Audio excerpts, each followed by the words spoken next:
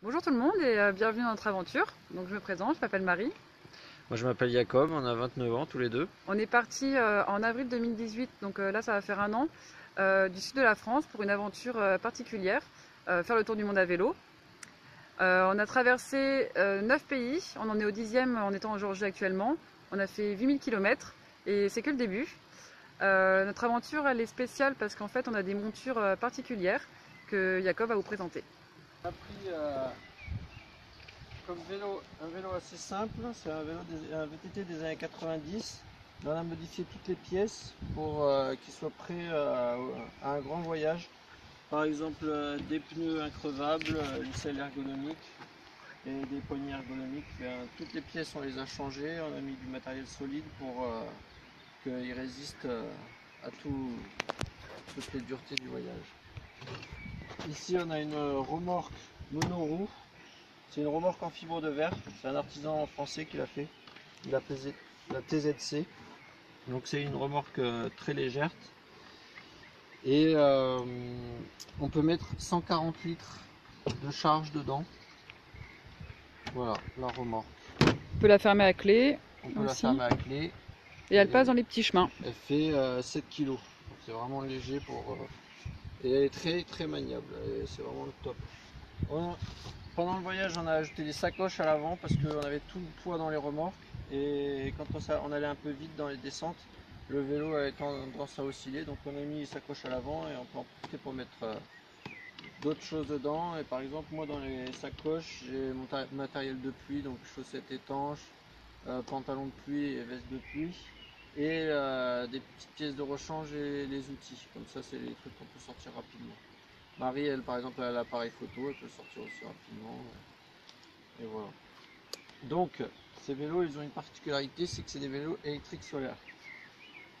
Sur le vélo, ici, j'ai le moteur électrique, c'est un moteur pédalier. Donc, j'ai enlevé le pédalier normal pour y placer un moteur électrique. Le moteur électrique, on voit les câbles qui partent dans la remorque. Et ici, on a la batterie dans la remorque. On y reviendra. La batterie, évidemment, elle est chargée par les panneaux solaires. Donc on a deux panneaux solaires de 100 watts et un de 50 watts. Quand on roule, on peut fermer par exemple ce panneau parce que ce serait trop large avec ce panneau, il y aurait trop de vibrations. Hop. Et on peut aussi fermer celui de l'arrière ou le laisser ouvert comme on veut. Et on peut voir comme celui de Marie comment ça fait quand c'est fermé. Donc là ça prend pas trop de place sur la route, ça va. C'est quand même un peu large. C'est un peu large mais c'est gérable.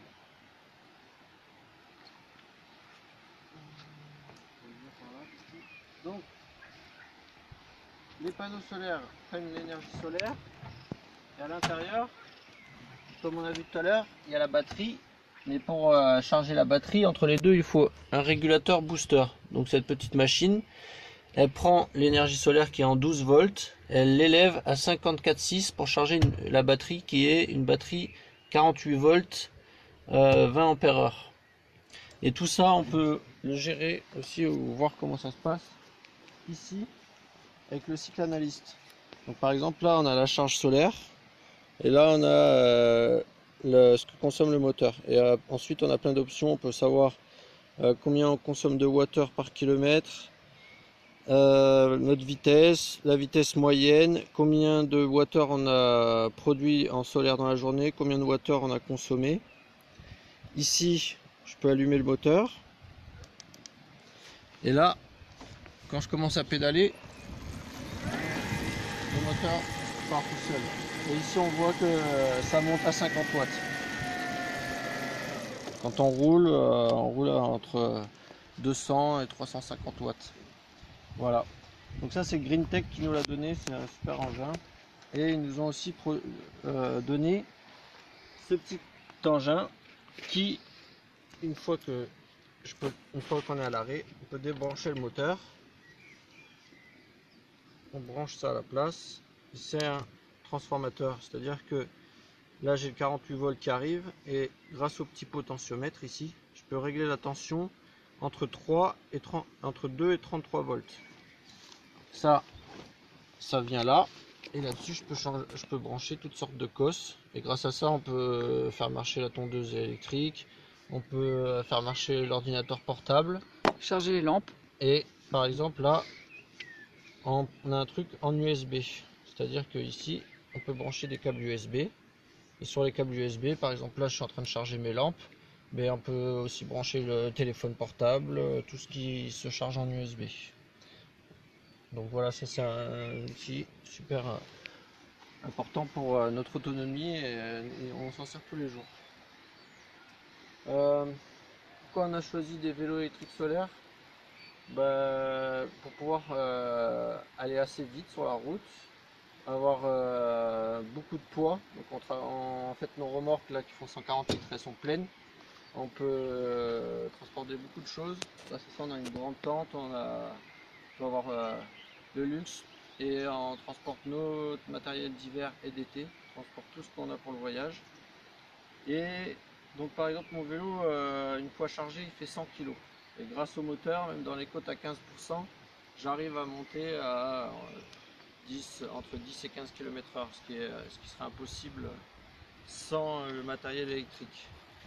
On peut faire à peu près, si on est en montagne, on peut faire entre 50 et 60 km. Si on est sur de la route plate, on peut faire jusqu'à 120 km à une vitesse moyenne, par exemple sur du plat de 28 km/h.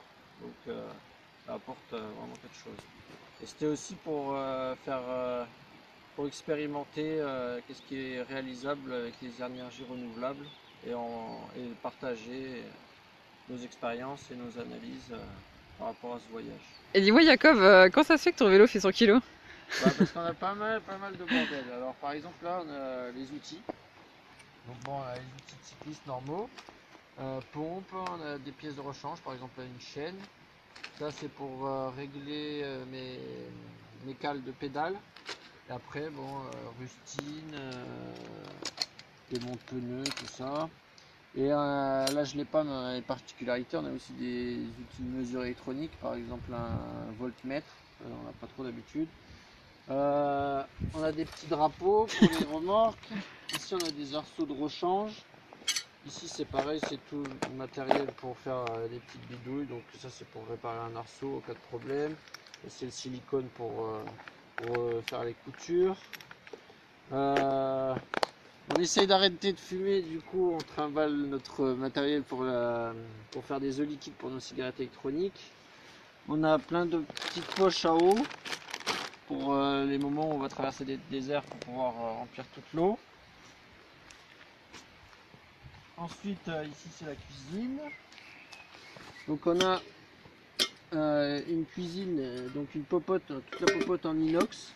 Donc en général les cyclistes utilisent de l'alu, mais vu qu'on va cuisiner dedans pendant peut-être 2-3 ans, on préfère l'inox parce que c'est inoffensif au niveau de la santé. Un réchaud multicombustible, donc lui il marche essence, kérosène, gasoil. Il suffit de remplir la bouteille, de pomper un petit peu et d'allumer ici. Donc grâce à ça on peut trouver de l'essence n'importe où à la pompe. On en a un aussi à gaz, voilà.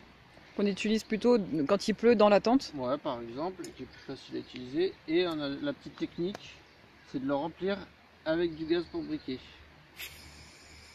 Ça c'est une technique qu'on a appris pendant le voyage. Donc on met notre nourriture et nos trucs dans des tupperwares. On a la petite machine à café indispensable pour Marie, la petite bassine, et ici on a le filtre à eau au cas où on se retrouve sans eau, par exemple ce qui va nous arriver dans quelques heures là.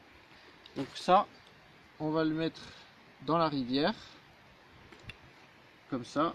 Ici un autre tuyau qui rejoint la poche à eau, on n'a plus qu'à pomper et ça nous filtre l'eau, ça fait 2 litres par minute, quelque chose comme ça, et grâce à ça on peut tout filtrer sauf les virus qui passent à travers. Donc si on pense qu'il y a peut-être des virus dans cette eau, on va utiliser une pastille pastilles chimiques pour traiter. Et tu peux faire combien de... Enfin, l'utilisation, c'est combien? Je peux faire 1000 litres à peu près avec ça. Après, tu changes le filtre. Après, il faut changer le filtre. Très bien. Ça, c'est pas mal. Là, par exemple, on a la rivière là-bas. Tout à l'heure, on pourra aller filtrer nos eaux. Quelque chose qui pèse lourd aussi, c'est tout le matériel que Marie utilise pour faire du macramé. Donc, pour s'occuper pendant le voyage et pour essayer de rentabiliser un petit peu, eh ben, elle nous fabrique des jolis colliers. Ensuite, elle vend sur internet ou peut-être si on croise des gens qui veulent en acheter. Pour l'instant, c'est plutôt sur internet. Donc, tout ça, ça fait du poids parce qu'il y a des pierres, des bobines. Ça va peser, ça doit nous ajouter 5 kg. Ensuite, voilà, on a tout, on a la tente qui doit peser 3,5 kg. Les duvets, ça doit faire, les 4 duvets, ça doit faire à peu près 4 kg aussi.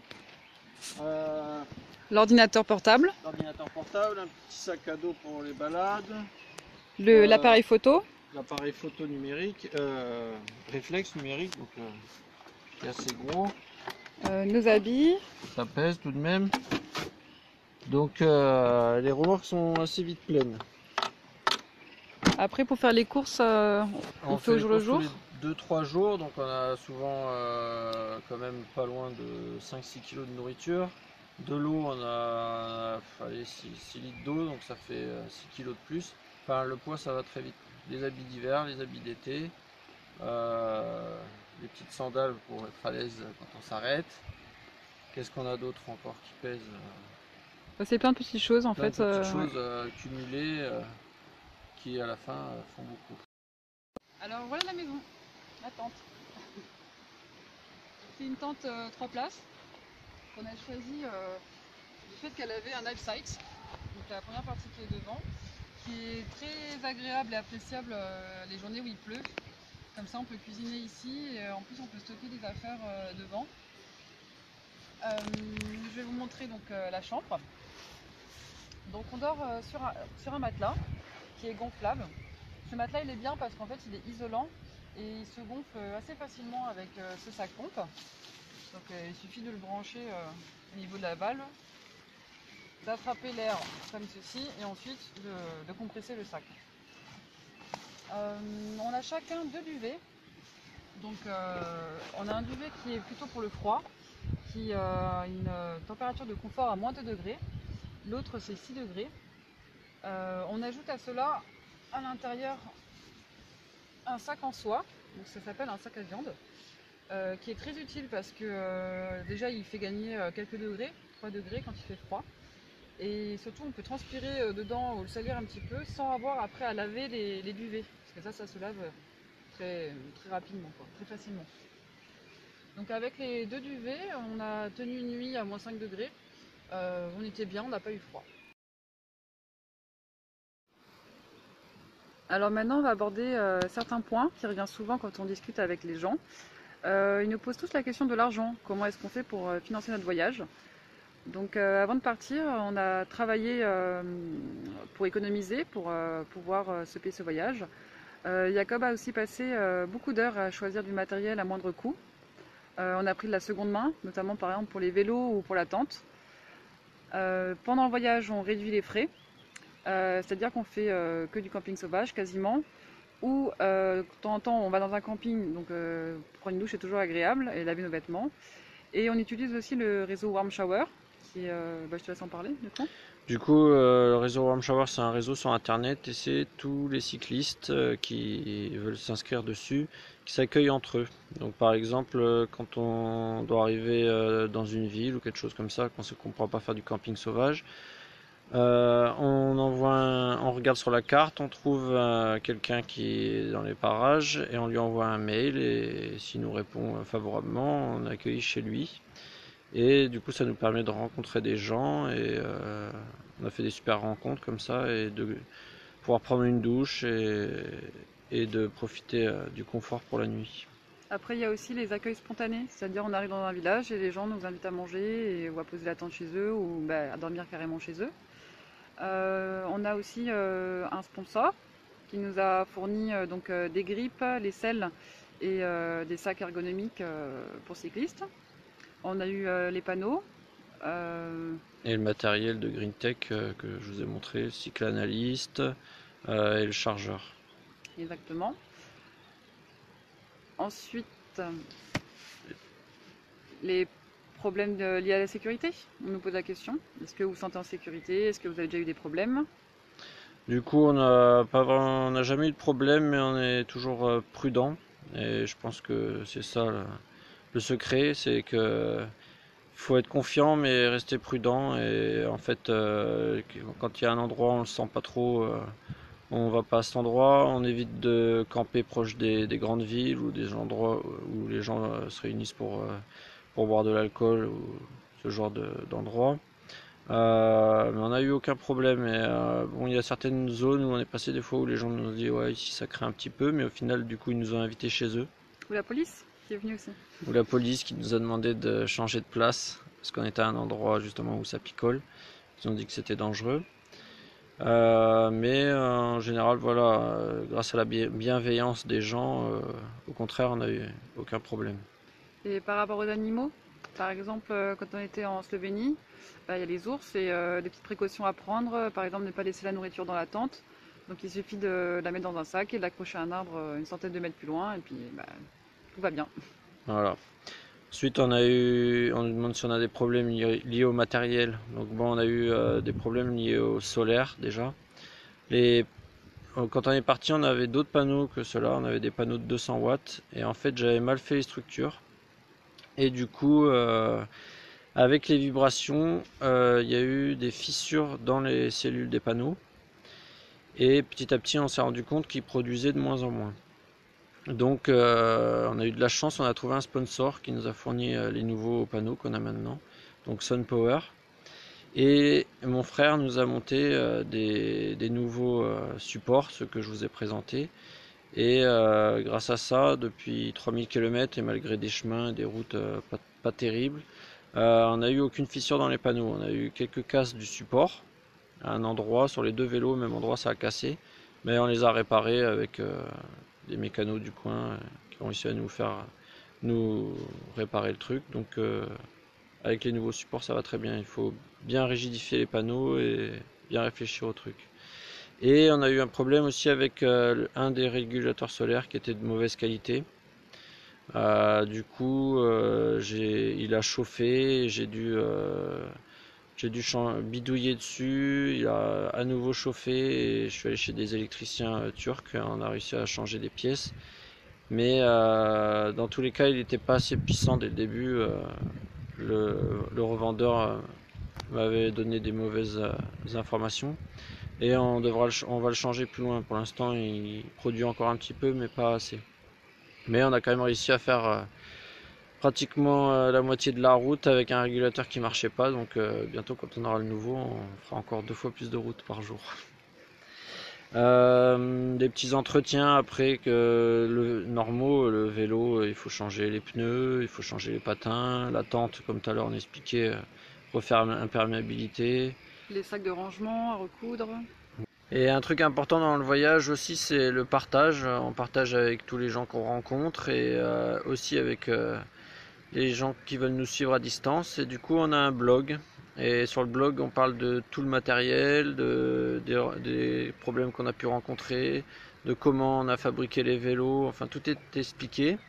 Et on parle aussi de nos ressentis sur la route. On fait des petits reportages photos et vidéos. Donc, on fait un article toutes les 2 semaines. Et donc, si vous voulez en savoir plus, eh ben, on vous invite à venir voir. C'est dusoleildanslesroues.com.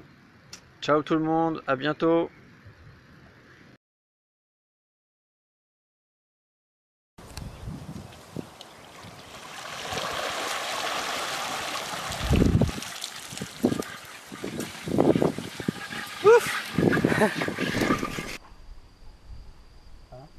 Charge. Ouais. Caricot. Cela. Cela. Ciao.